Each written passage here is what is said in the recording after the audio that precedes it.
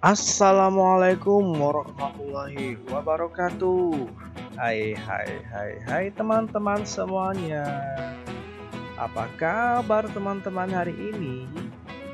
Semoga kita selalu dalam keadaan yang baik, sehat dan tentunya bahagia.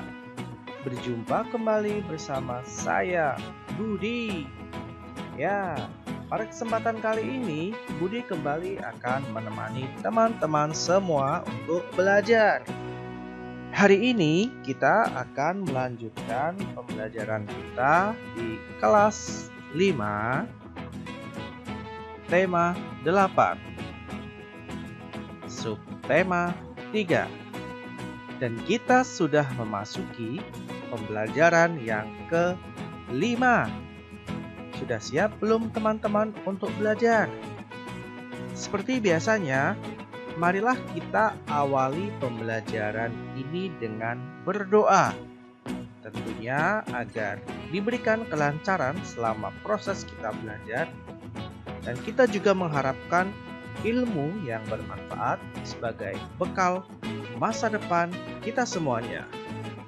Berdoa, mulai.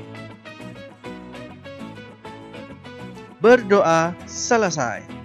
Nah, teman-teman, hari ini kita akan mempelajari beberapa hal. Materi pertama yang akan kita pelajari adalah tentang penghematan air. Berikutnya, kita juga akan belajar tentang langkah-langkah membuat gambar cerita. Wow, dua materi yang cukup menarik. Jangan lupa teman-teman, tonton video ini sampai selesai, agar teman-teman menjadi lebih banyak tahu tentang informasi materinya dan tentunya teman-teman akan lebih pintar. Oke, langsung saja. Yuk, di materi yang pertama kita akan melaksanakan praktik ya. Ayo mencoba. Sebelumnya kita akan mempraktekkan bagaimana cara kita untuk mengetahui tingkat pemborosan air ya. Tentunya yang bisa kita lakukan di rumah. Ayo teman-teman siapkan yang pertama. Apa ini? Ya, gelas. Dan yang kedua adalah nanti teman-teman perlu tempat yang ada keran airnya ya. Keran air atau wastafel. Kalau teman-teman gak ada wastafel di rumah, teman-teman bisa menggunakan misalkan kayak keran kamar mandi. Yang penting ada keran yang bisa mengeluarkan airnya ya teman-teman. Terus kalau teman-teman sudah menyiapkan gelas dan juga sudah ada keran atau wastafel di rumah, yuk sekarang bagaimana cara kerja kita untuk mengetahui tingkat pemborosan air ya. Coba perhatikan ya. Langkah yang pertama, sediakan sebuah gelas, tadi sudah ya. Terus kamu buka keran air sekecil mungkin ya. Sehingga apa? Sehingga air yang keluar hanya menetes perlahan-lahan. Ya, kemudian tampunglah tetesan air tersebut hingga gelas penuh. Gunakan air yang kamu tampung untuk mencuci piring atau untuk menyiram tanaman ya, biar tidak terbuang sia-sia. Nah, tapi sebelum digunakan, teman-teman harus melakukan prosedur yang keempat. Catatlah waktu yang diperlukan oleh tetesan air untuk memenuhi gelas tersebut. Jadi misalkan 10 menit, 15 menit, atau berapa menit seperti itu ya teman-teman, silahkan nanti tuliskan. Nah, misalkan waktu yang diperlukan untuk memenuhi gelas tersebut adalah 15 menit. Berarti dalam 1 jam, ya 1 jam kan 60 menit, tinggal 60 dibagi 15, berarti ada 4.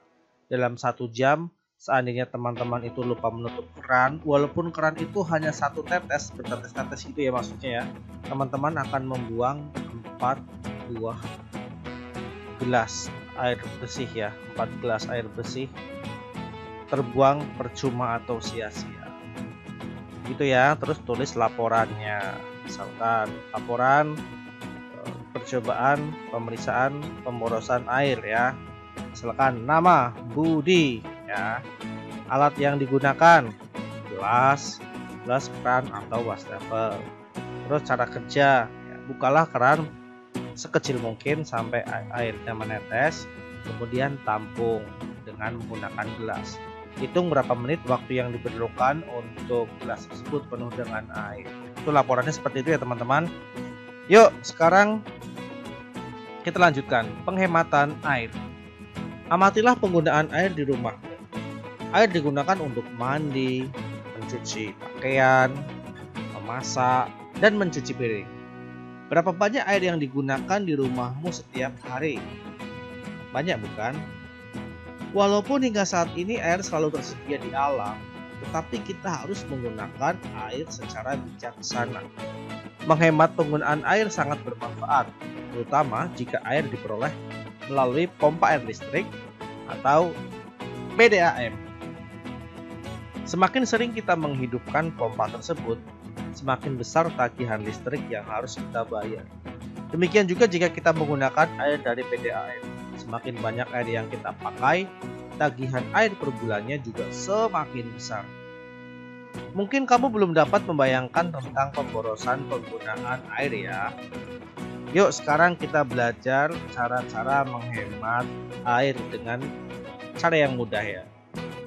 Yang pertama, periksa tagihan air ya. Periksa tagihan air ada kenaikan atau tidak. Paling tidak antara tagihan bulan ini dengan tagihan pembayaran bulan lalu itu tidak mengalami kenaikan yang drastis, stabil ya, naik atau turun sedikit saja.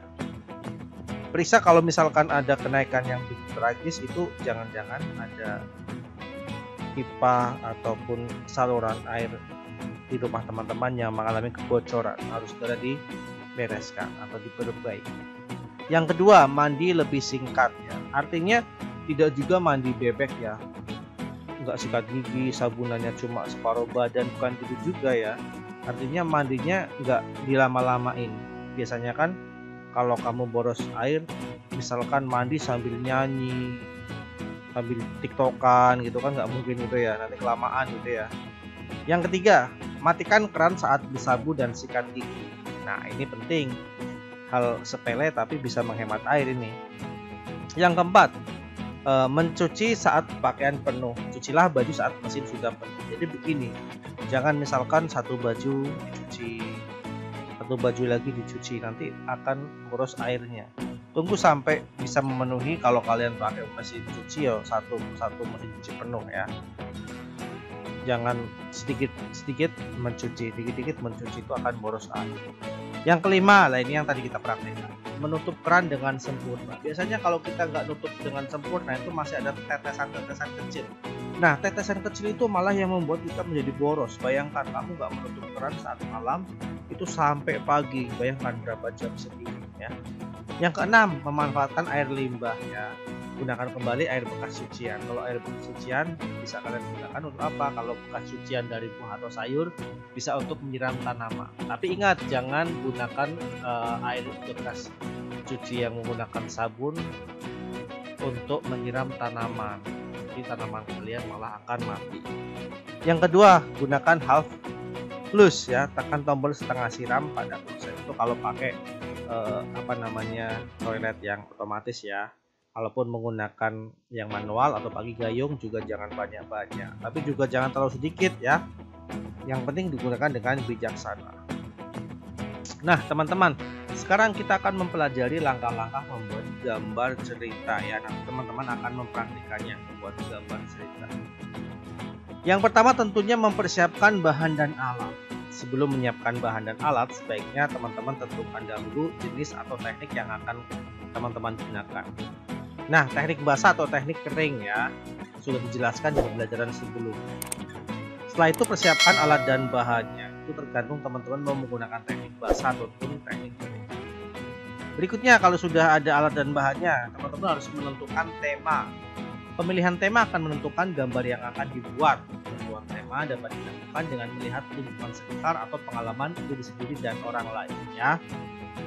Yang ketiga, membuat sketsa. Apa itu sketsa? Jadi setelah menentukan tema, langkah selanjutnya yaitu membuat sketsa. Sketsa sebaiknya dibuat lebih dari satu agar kita dapat memilih yang terbaik. Dibuat tipis-tipis dulu menggunakan pensil ya, itu sketsa. Kalau udah jadi sketsa seperti ini, kamu udah yakin, tinggal proses akhir ya, penyelesaian gambarnya.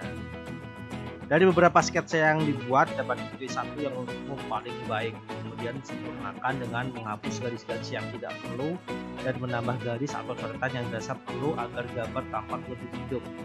Jika sudah mantap, warnai gambarmu dengan rapi. Nah, kalau kalian menggunakan krayon, jangan lupa kamu tebalkan dulu pakai spidol ya garis-garis.